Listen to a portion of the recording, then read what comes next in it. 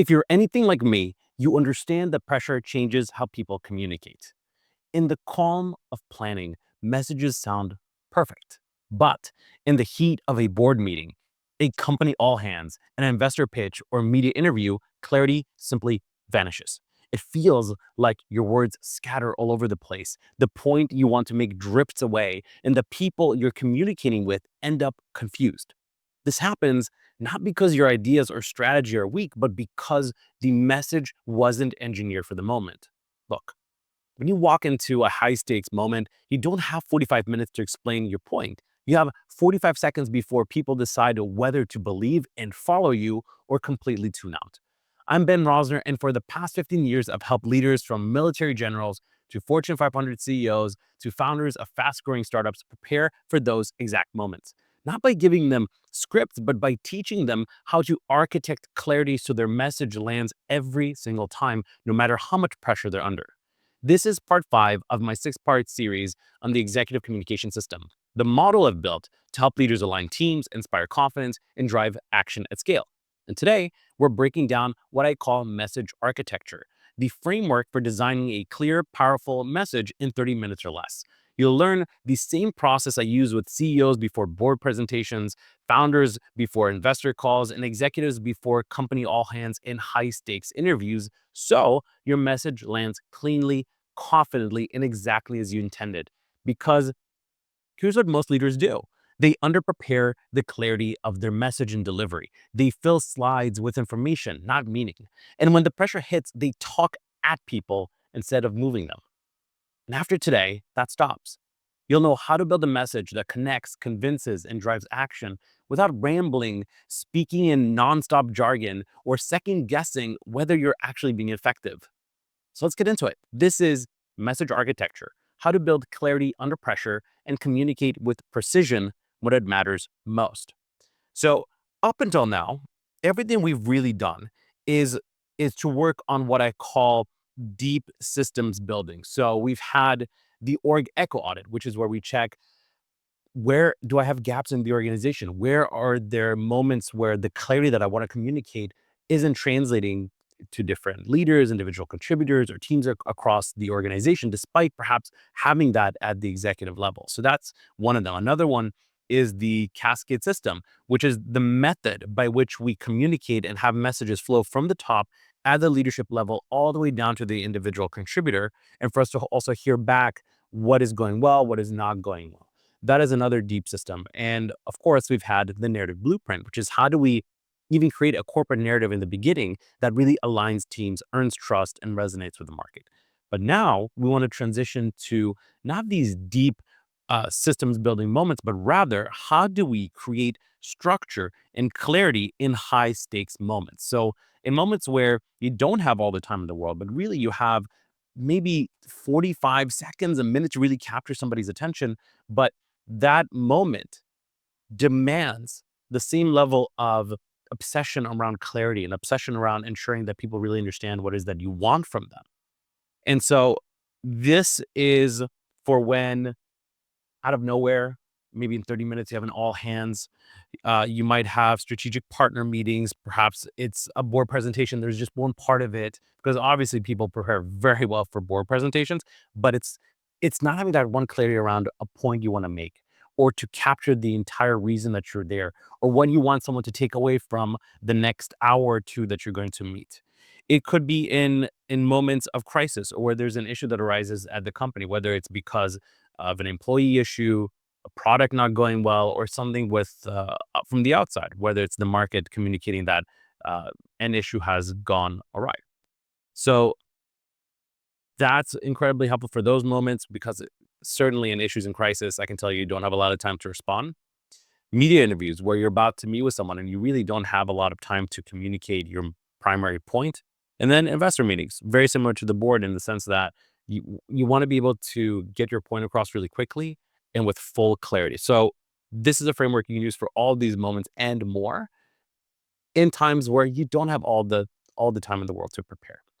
And this is really important because executives and leaders, from my experience, they have kind of two approaches when it comes to getting ready for these opportunities. The first is or rather the executives that the underprepared content, so they don't actually prepare what it is that they're going to say, and the underprepared delivery. And so what ends up happening is that they run out of time. They tell themselves, "Oh, you know what?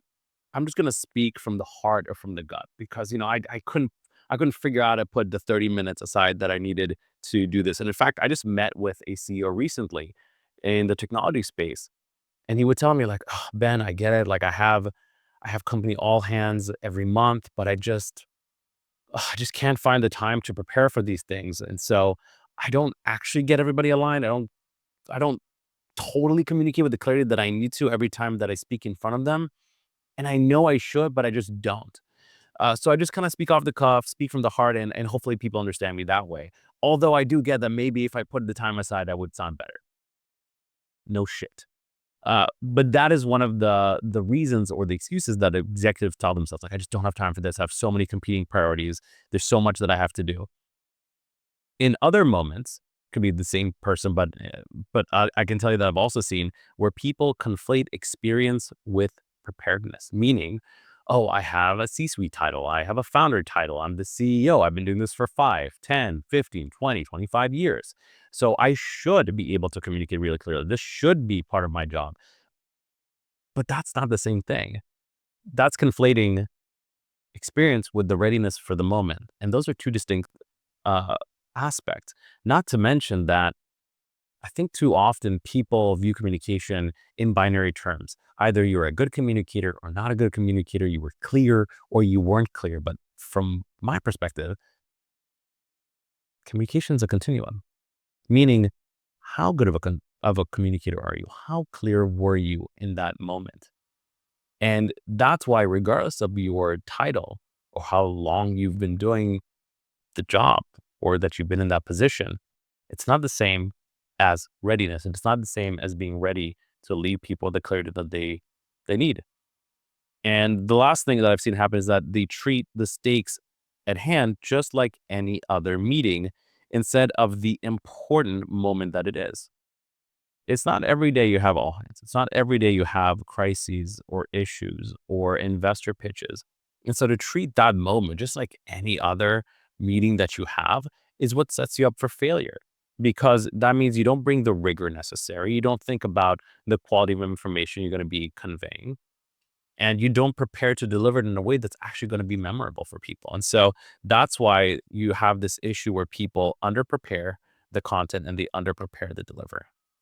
On the flip side, I've also seen it go the other way, where people, or rather executives, they over prepare the content, but they under prepare the delivery. So you see this a lot when it comes to board meetings. People work for weeks and weeks and weeks on their board deck and all the numbers they have to fill because but the board's going to look at this and what are they going to take away? And I really have to put in the effort. This is one of the most important meetings, but then they don't actually think about how I'm going to deliver this in a way that's going to resonate and is going to earn the trust of the board so that I can continue doing the work that I need to do. And so what ends up happening is that whether it's through these decks or any type of verbal communication, you end up having too much information and not enough structure to it. And because of that, a lot of executives that I've seen, they end up missing the audience's internal question that they keep asking themselves as they're listening. And that's the so what? Every time we speak, there's a clock that goes off in somebody's head. And they're just waiting and waiting and waiting for you to answer. Why should I care? Why did this matter? How is this relevant to me and for a decision that I have to make? And so when you over prepare the content, under prepare the delivery part, you're not really addressing this issue. And then lastly, because you're over preparing in the wrong way, you end up delivering messages in a way that sounds rehearsed. And obviously the last thing we want to do is sound robotic or sound overly scripted or rehearsed. We want to be able to sound like the authentic selves that we are. And when I say authentic, I mean the intersection of what you believe, what you say, and what you do all align. I'm not talking about how it is that you act at home on the couch, because people need your best self at work, not just not just your leisure self. But that's the issue when we over prepare content and under prepare delivery. So that's something that needs to be addressed because we can't just keep treating every important moment, every high stakes moment as if it's just another meeting. And we have to stop telling ourselves we don't have time. We have to stop telling ourselves that just because I have a title, I'm ready to go. because it means that we're not getting ready for the critical and important moment that it is, where we can change people's minds, where we can influence them to think a certain way or to persuade them to act in the way that we want to. And let's play out a thought experiment really quick. If I were to think about what is the best way to absolutely ruin a company, I mean destroy it, I would probably do the following. I would probably make sure that that company has a very poorly understood strategy at the C-suite level. I would make sure that that strategy is not communicated well whatsoever to the different levels of the organization. So teams and individual contributors have no clue what the strategy is. I'd probably silo them off so they only know what they're doing, but not how their work ladders up to the bigger mission and vision and actual strategy of the company, so that they become unmotivated and have no reason to remain. And I would probably make sure that the market doesn't understand or resonate with the value that the company creates whatsoever. I could probably destroy a company in a few months if that were the reality. But that's also what happens when there isn't a situation where people both prepare the content well and prepare the delivery well, because they're not providing the clarity that's required. They're not able to communicate what the strategy is. They're not able to bring people on side and align teams and earn trust and make the market resonate. And so if that's the case, and that's the easiest way to run a company, we need to do the reverse. We need to provide absurd levels of clarity around what is the strategy, what are we trying to achieve, how are we going to use our limited time, resources, and effort against unlimited options. And then communicate that in a way where when people listen, they understand what is required of them, they understand what the outcome is, they understand what is required of them to succeed. That's what we want to be able to bring. That's how we can ultimately win in the market and be ahead of so many companies, because this is what the majority do. And if you want to be the exception, these are the steps we have to take. So here's the framework that I put together that's worked over and over and over again. This is the 5 steps for message structure and clarity. So you can be one of the companies that actually succeeds. So you can be a leader that people follow and trust and believe that they are being authentic and what they believe, what they say, and how they act. So there are 5 steps. We need to look at outcome, the core idea, proof, connection, and a call to action. So we'll go one by one. So first, when it comes to the outcome, we need to think about, from an approach point of view, what do I need them, meaning the audience I'm communicating with, what do I need them to understand, do, believe, or feel by the end of this conversation? That is the very first thing, the purpose of this communication in the first place. And it has to have a very specific outcome. I need them to think, feel, and act in a certain way because I've done this communication. And so we want to be able to define what the change looks like. Is it a behavioral change? Is it a belief that they need to change? Or is it a decision I need them to make? But ultimately, the why is what matters most when it comes to the outcome. The second step is the core idea, meaning what is the one sentence that really captures the essence of what I want to communicate? Not 5 paragraphs, not burying the lead. What is the one sentence that captures the sentiment that I want to communicate? And so we want to be able to compress that into one clear, memorable line. And this is the what. And this is an amazing corollary for the why, because when you have the why and the what as close to the top of your communication as possible, the easier it is for somebody to digest and understand what it is that you want from them. And so this is the reason it is so critical to make sure that you speak in plain words, not any jargon, because if they cannot understand, they cannot execute. I cannot be more clear with this. We rely on jargon and we rely on terms and terminology that just feels familiar to us. That's why we use it in the workplace. But it ends up making it so much harder to understand what is actually going on. What is the real purpose? And so we want to be able to speak plainly so that everyone, from the most senior leader to the junior associate that joined last week, they all understand.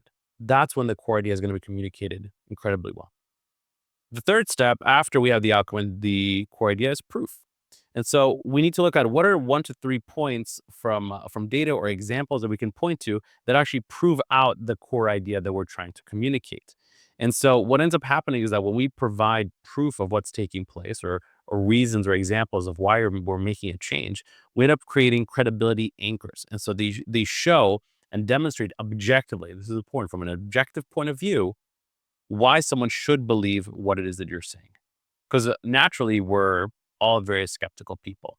And so once you communicate your outcome and your core idea, it's like, okay, well, why should I believe this? What are examples or data points that you can make me believe?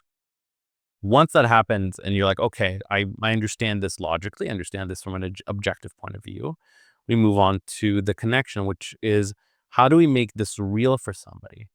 And how do we make it memorable?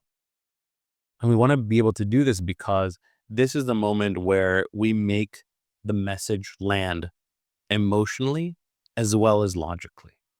That, when you have the right combination, is what makes it memorable. It's what makes this really sink in and resonate with someone. Because if we're missing either piece, it's not going to go well. It won't create the connection we want. It won't create that memorability. The last part is that call to action, which is like, what happens now? What it is that you want from me? And so this is something that provides the momentum around the decision. It's a commitment or a behavioral change as a result of your messaging. And so when we have all of this together, the outcome, the core idea, the proof, the connection, and the call to action, when you have that combined in this structure, it makes it so much easier for you to align teams to earn trust and to be able to get the behavioral change that you so desperately want, whatever that might be. It could be a new direction for the company. It could be a strategic change. It could be an executive transition. It could be a crisis situation. Whatever it is that you want to communicate, if you have very limited time to prepare and if you have very limited time to communicate what is it you want to, the primary point, this is the easiest structure to follow. This is the one that's going to resonate the most.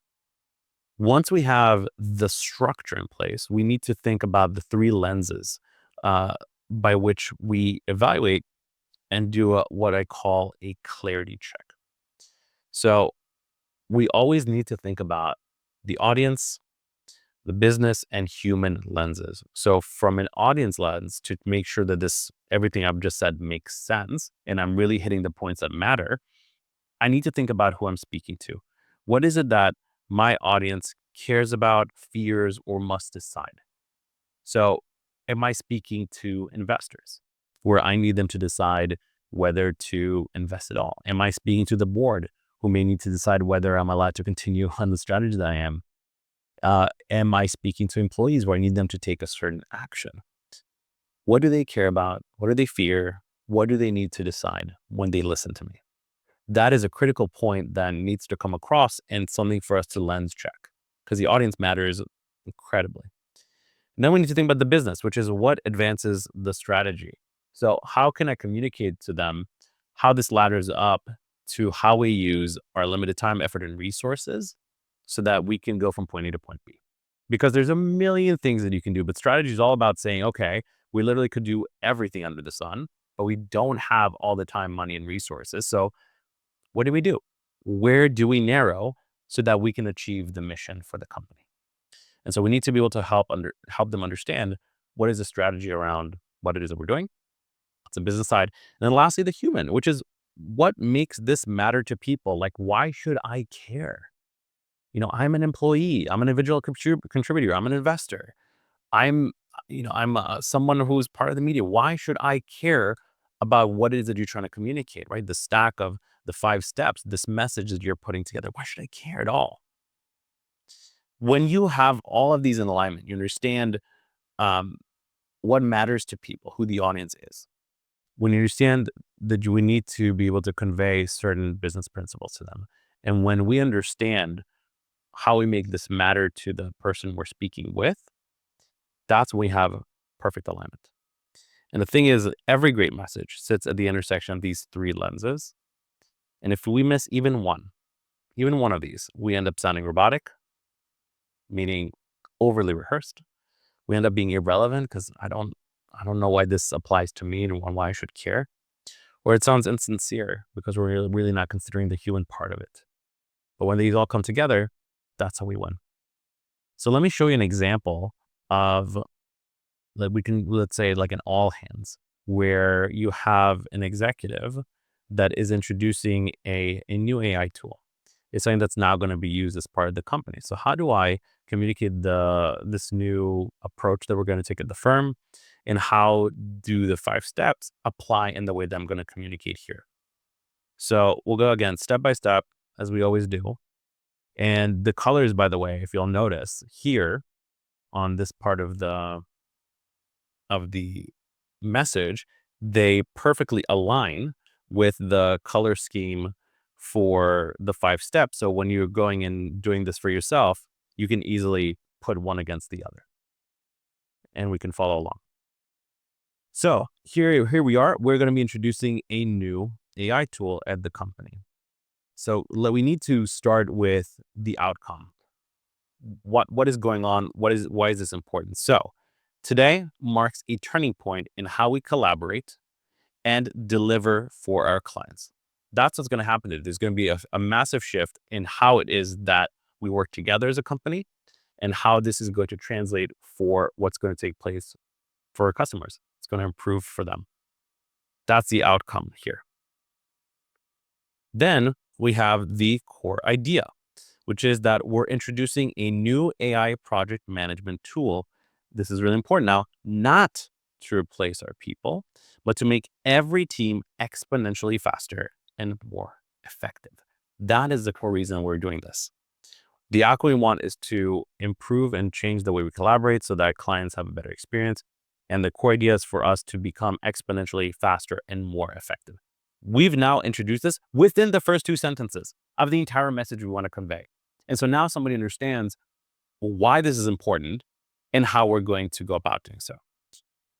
Let's continue. Over the past quarter, our engineering and customer success teams have tested this platform rigorously, and the results speak for themselves. So now we're going to get into some of the proof points that we have, the examples that we can bring to demonstrate to somebody objectively why this is real. From the early adopters in these departments, we've already seen significant productivity gains. And here's the first proof. In engineering, sprint times have been completed 32% faster, and in customer success, issues that would typically take 2 days to escalate and solve are now handled in under 4 hours. Those are 2 proof points. And then lastly, this means we're able to roll out features faster for clients, and several have said our response time improvement alone make them want to renew their contracts for next year. 3 separate proof points. So those are examples where we're saying we want to introduce this because it's going to make us be able to work better together. It's going to be able to improve the output for clients. It'll make us faster. And it's not just coming out of nowhere. Like, this is not to replace people, it's to make you better. And so we've tested this out. And by the way, from our testing, we found that we've gone 32% faster in terms of engineering sprints. We've been able to take issues that usually take 2 days and solve them in 4 hours. And then lastly, we've seen how this translates on the customer side, because so many of them said, just because you're now responding faster to me and dealing with my problems so efficiently, I already want to renew for next year. So you have 3 proof points that bring it to life and show somebody, oh, wait, maybe this actually does work. Maybe this is something that is really reasonable. So that's the proof part. And then we want to move towards the connection. So beyond the obvious improvements to our efficiency, we are instituting this change because we want to empower you to succeed. So this is the first connection that I'm making about why this is important and why it's important to the person listening. We want to empower you to succeed. As you know, we have incredibly high standards we hold ourselves accountable to every day to meet the needs of our clients. And at the same time, it means that leadership needs to equally be accountable to providing you the tools to be successful. That's the second connection. So it's not just the standards that we have for you and not for anybody else. We in leadership are going to, put our feet up and let you do the hard work. We are equally as accountable to you and to provide you the tools to succeed as we hold you accountable to be great for our clients. That makes a connection not only on the employee side, but between leadership and employees. Then lastly here, we recognize that behind every workflow, is a team member who just wants to do a great job. So you're putting yourself in the shoes of the person and saying, I understand what you want to achieve. I understand that you just want to do a good job here. You're not trying to fail. And so that's up to us to help you do that good job. And so for us as leadership, this is one more way where we make that possible. That's the third connection. And so we want to empower you to succeed. We hold ourselves accountable to you in the same way we hold you accountable to our clients. And lastly, this is one of the ways that we're going to help make possible your personal want to just do a great job, because we realize that people here aren't numbers. We're people with thoughts and feelings, and you have a sense of purpose. And part of that is doing a great job. So we are making that connection for them emotionally and logically. And so that's how we go from outcome, core idea, proof, and now connection. Then lastly, none of this matters if people don't know, well, what happens now? What do you need from me to go forward? That's where you get the call to action. And so now, starting today, this new platform will be part of our daily operations. That's it. Like, this is happening now. So understand that there was a before and now there's an after. Before we didn't have this tool. Now we do have this tool, and now it's part of our daily operations. And after this meeting, you'll receive your login credentials, a brief how-to guide, and a training video. Your department heads and dedicated support rep are ready to help you transition smoothly. You'll have 1 week to get fully onboarded, and by next Tuesday, this will officially be part of how we work. That's your second call to action. So you have 1 week, get fully onboarded, and then we're off to the races. This is just part of what we're going to do. And so understand, there's a before where we didn't use this, now there's an after we do, and now you're expected to take the week to get onboarded, and whatever support you need, you'll have to make sure that you're up to speed. And then lastly, another kind of repetition of the outcome, which is, this is how we cement our reputation in the market and turn change into our competitive advantage, because change is always hard. Nobody likes to shift what it is that they're doing because we're comfortable with it. We have routine. It's expected. We feel calm, collected, and ready to go. And so we want to be able to help people understand that this change is for a purpose once again, and being able to align teams, earn that trust, and make everyone follow in one direction. So that's an example about how I would take a new tool, and in a setting where this is most likely in all hands for the entire company, explain it very clearly and very quickly why this is all happening. This shouldn't take more than a few minutes, but we're getting the main points across first. We're getting the outcome and core idea just settled like that, so everyone knows what's going on. We provide the proof points to make this objectively resonate. We're providing the connection so it can emotionally resonate as well. And we have a clear call to action of what's going to happen next. And so this is what's going to allow you to have a proper transformation in the way that you communicate in any of these situations. Right before, you might feel that you are rambling and that you are unfocused or drowning the communication that you have in jargon and filler words. You might feel that you might be over explaining the what of what it is that you're doing. You might be missing the audience's real question whenever they're listening to you, which is the so what? Why should I care? Why does this matter? You might end up sounding rehearsed or mechanical, right? Overly scripted or robotic. You might be creating confusion, resistance because of this, and you ultimately leave the audience uncertain. And in contrast, if we can get this done the right way, we can absolutely change the way that we are perceived and the way that people approach what is that we want them to change. And so you'll be able to be structured and intentional and concise about what you want to say. You'll be able to speak with clarity and precision. You'll be able to clearly communicate why this matters. You'll be able to anticipate and answer the audience's needs. The so what? Why should I care? You'll be able to sound so much more confident and conversational and credible whenever you do this. You'll be able to build understanding and trust and alignment. And most importantly, you'll be able to move people to act with clarity and confidence. That is what you can do once you take this to heart and once you put all of this together so that ultimately you provide a message that is clear and structured. And so I hope this was of value to you today. I'm incredibly passionate about how do you take really complex issues and communicate them in a way that resonate with the audience that you care about, because that is ultimately one of the most important parts of leadership.